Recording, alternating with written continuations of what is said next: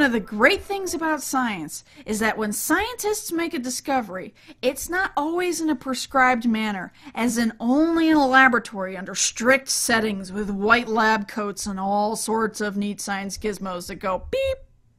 In reality, the events and people involved in some of the major scientific discoveries are as weird and varied as they get.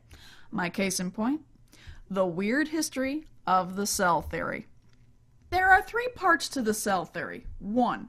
All organisms are composed of 1 or more cells. 2. The cell is the basic unit of structure and organization in organisms. And 3. All cells come from pre-existing cells. To be honest, this all sounds incredibly boring until you dig a little deeper into how the world of microscopic organisms and this theory came to be. It all started in the early 1600s in the Netherlands, where a spectacle maker named Zacharias Janssen is said to have come up with the first compound microscope, along with the first telescope. Both claims are often disputed, as apparently he wasn't the only bored guy with a ton of glass lenses to play with at the time. Despite this, the microscope soon became a hot item that every naturalist or scientist at the time wanted to play with, making it much like the iPad of its day. One such person was a fellow Dutchman by the name of Anton van Leeuwenhoek, who heard about these microscope doohickeys, and instead of going out and buying one, he decided to make his own. And it was a strange little contraption indeed, as it looked more like a tiny paddle the size of a sunglass lens. If he had stuck 2 together, it probably would have made a wicked set of sunglasses that you couldn't see much out of. Anywho, once Leeuwenhoek had his microscope ready, he went to town looking at anything and everything he could with them, including the gunk on his teeth. Yes, you heard right. He actually discovered bacteria by looking at dental scrapings, which, when you keep in mind that people didn't brush their teeth much, if at all, back then, he must have had a lovely bunch of bacteria to look at. When he wrote about his discovery, he didn't call them bacteria as we know them today, but he called them animalcules, because they looked like little animals to him. While Leeuwenhoek was staring at his teeth gunk, he was also sending letters to a scientific colleague in England by the name of Robert Hooke. Hooke was a guy who really loved all aspects of science, so he dabbled in a little bit of everything, including physics, chemistry, and biology. Thus it is Hooke who we can thank for the term the cell, as he was looking at a piece of cork under his microscope, and the little chambers he saw reminded him of cells, or the rooms monks slept in their monasteries. Think college dorm rooms, but without the TVs, computers, and really annoying roommates.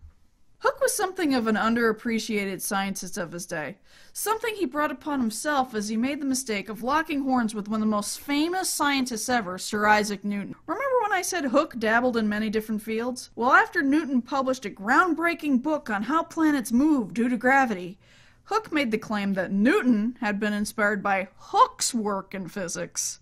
Newton, to say the least, did not like that, which sparked a tense relationship between the two that lasted even after Hooke died, as quite a bit of Hooke's research, as well as his only portrait, was misplaced due to Newton.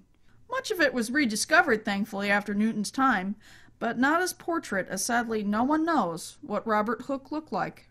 Fast forward to the 1800s, where 2 German scientists discovered something that today we might find rather obvious, but helped tie together what we now know as the cell theory. The first scientist was Matthias Schleiden, a botanist who liked to study plants under a microscope. From his years of studying different plant species, it finally dawned on him that every single plant he had looked at were all made of cells. At the same time, on the other end of Germany was Theodor Schwann, a scientist who not only studied slides of animal cells under the microscope and got a special type of nerve cell named after him, but also invented rebreathers for firefighters and had a kickin' pair of sideburns. After studying animal cells for a while, he too came to the conclusion that all animals were made of cells.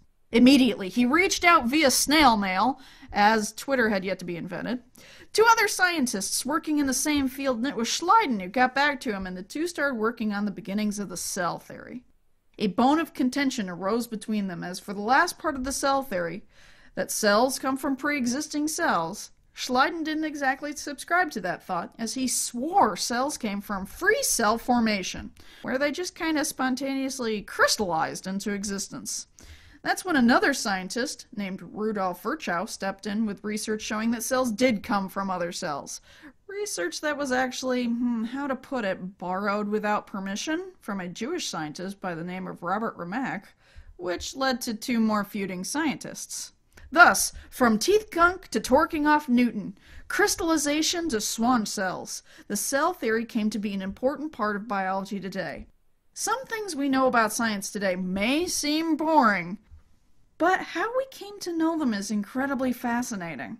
So if something bores you, dig deeper. It's probably got a really weird story behind it somewhere.